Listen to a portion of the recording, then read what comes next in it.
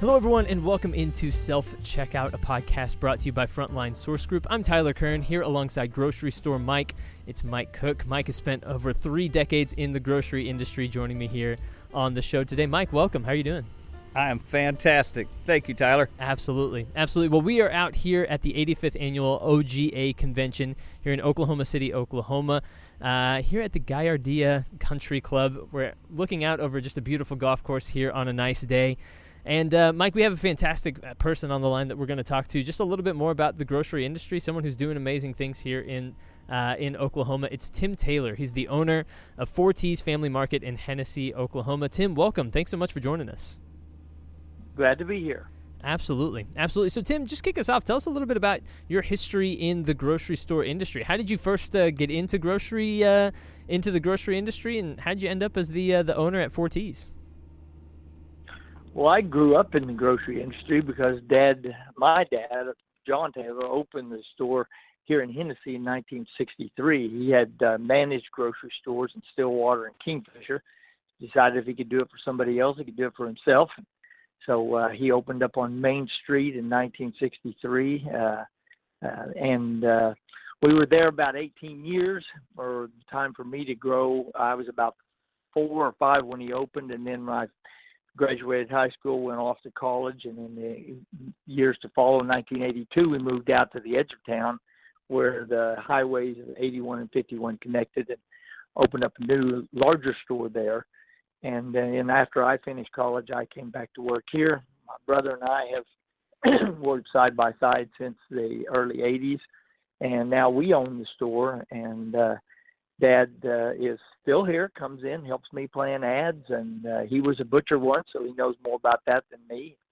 But this is, I had other jobs when I was in college, but this is the only thing I've ever done that for a career, and it's just, I love it. You know, Tim, my favorite part when I was in the grocery business was the people in the community. You know, oh yeah. Why do you do it?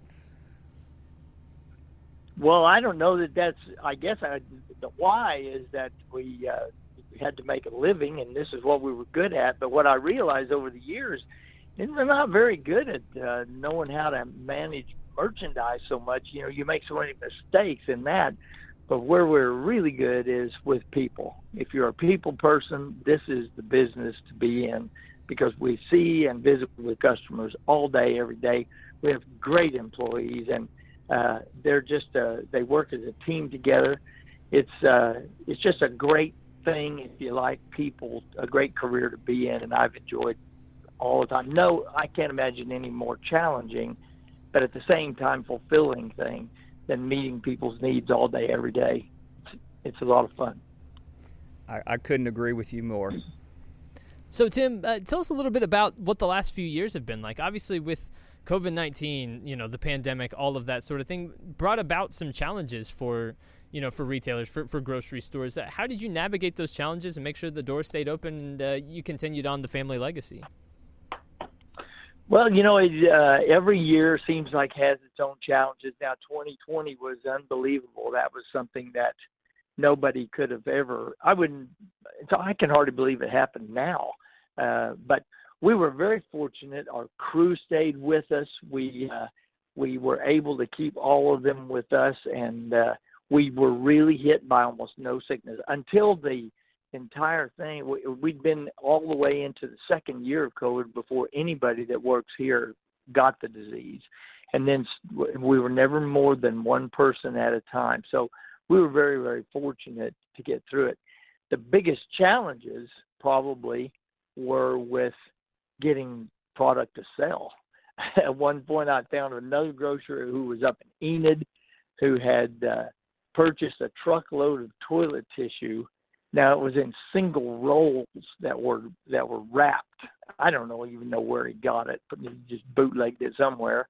And I called him. He's a good friend of mine in Enid. And he said, yeah, I'll sell you a pallet of this stuff. Come get it. So I took my pickup up there and loaded that pallet of toilet tissue in the back of my pickup. That's taller than the cab, and I had some of it thrown into the cab and everything. And then I was worried that on the way home, if I stopped at a stoplight, people might maul my truck trying to get to that toilet paper.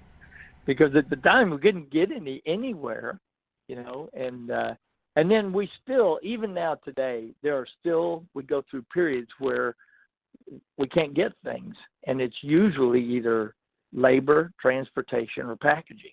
Those are the three areas that we've recovered for the most part, but I don't believe that the chain is completely full like it was before that, all that panic buying. So that's presented us with a lot of challenges, but the good thing about being an independent is being able to adapt really quickly to any obstacle that comes in your way. And independents stick together. That fella had that toilet tissue. I called him. It was Gerald Blevins up at Enid Jumbo Foods. I said, Gerald, you got any toilet paper? And he said, man, I just bought a truckload. And so we help each other out. And it's nice to be able to respond quickly like that. If you got to go through a board, it takes longer to get anything done. Well, that was be my next question is, what is the benefit of being an independent grocer rather than having to answer to investors or a board of directors? Yeah, we can just adjust really quickly to changes in the marketplace that challenge us right here at home. New shop opens up in town, a new store opens up in town that's a competition to you. You don't have to present, I would like to try this strategy to combat that. You can just try it. Well, sometimes you're right and sometimes you're wrong. Sometimes you lose some money in trying to do something that really was not a good move.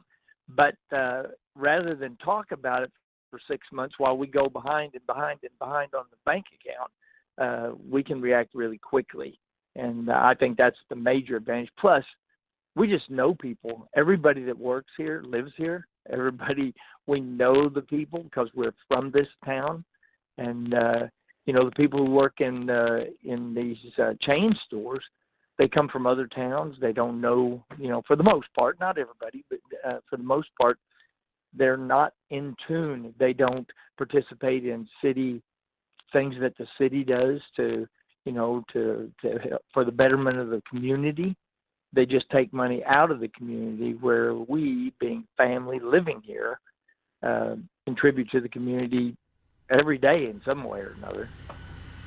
Well, I was going to say, I guarantee the schools come in, the churches, the Boy Scouts, Girl Scouts come in and know they can rely on you because you're a fixture in that community. Right. And the chains say, well, we don't do that. You'll have to call the office, or you'll have to go online and apply for this or that. And they're just not responsive. And I think the reason why they do it is because that way people quit coming to them. They say, no, we're not going to be able to do anything. Go down to 4Ts and see if they can help you. Well, let me ask you this: as a long-term grocer, Y2K or COVID-19? Well, COVID-19 was bad. Y2K was, we decided we weren't going to worry about it. And if it happened, it happened. And thank goodness it didn't happen. So all of that was just a bunch of, and when somebody said, they called during the very first stages of COVID-19, right after March 12th, when they shut everything down, they said, are you going to be forced to close? And I said, nobody's closing this place down. We got bills to pay. They said, oh, the government's closing everybody. And I said, well, they come in to close this place, they better bring a gun, because I'm not gonna let them walk the door here. We've got people to serve and bills to pay.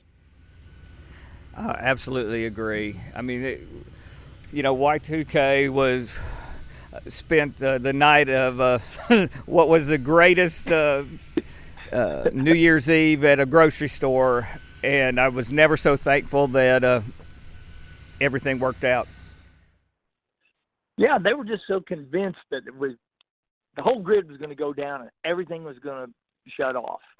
When I woke up I went to bed about midnight, nothing had happened, and I told my wife, I guess we'll still be in business if we wake up in the morning and everything, all the lights are on. Exactly. Well, the one thing I think with COVID, it really acknowledged the fact that grocers are essential workers.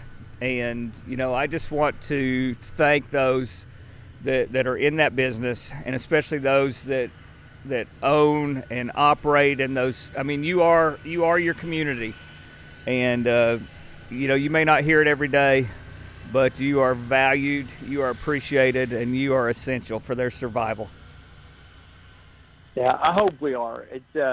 People would be in bad shape if they had to get everything from going out of town. But now, that's the latest thing for us in this town is home delivery by the big chains that don't even have, one of the big chains doesn't even have a store in Oklahoma that I know of, and they're delivering groceries to our town every day.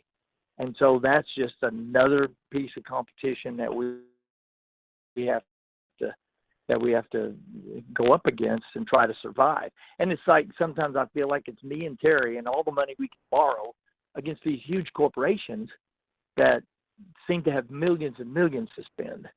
And it's difficult. Right. It's difficult.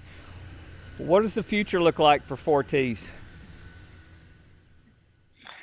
Well, we're going to celebrate next week 60 years in business with June 1st, where we'll start our June 1st ad. On June 3rd, we're going to have a big birthday party out here, 60 years in business. And after that, we're going to try to have another event or two during the summer that just keep things going. And we're going to dive in and hope for a good holiday season and keep it going as long as we can. Well, congratulations on 60 years. Thanks. It's gone by really, really fast. It's hard for me to believe that I came back from college and started back in here, and it's been almost 40 years since the time I came back. So it's gone fast. But I couldn't sit down and make my life up better than what it's been. I have had a wonderful career in a great town full of great people, and to be able to be service to people. We were brought up, Terry and I, and all four of the 4Ts. We have two sisters, and their name starts with T also, Tammy and Tracy. And we were taught from our early childhood, the reason why we're here is to serve people. And that's basically all we've done all our life. And we don't know any other way to live. So that's fulfilling. Absolutely. Well, we wish you nothing but success moving forward. Tim Taylor, the owner at 4T's Family Market in Hennessy, Oklahoma. Tim, thank you so much for taking some time talking to myself and Grocery Store Mike here today on the podcast and telling a little bit more about your story and how things are going these days. It's been an absolute pleasure. Thank you so much, Tim. Thank you very much. I appreciate the opportunity. Absolutely. Thank you. Absolutely. Well, hey, Mike, thank you for joining me here and talking a little bit more grocery. We're going to come back with a few more episodes of this. So, absolutely. We hope people stay tuned and listen to more episodes of Self-Checkout here with Tyler Kern and Grocery Store Mike. But for this episode, for our guest today, Tim Taylor, and for our co-host, Grocery Store Mike, I'm Tyler Kern. We'll talk to you next time.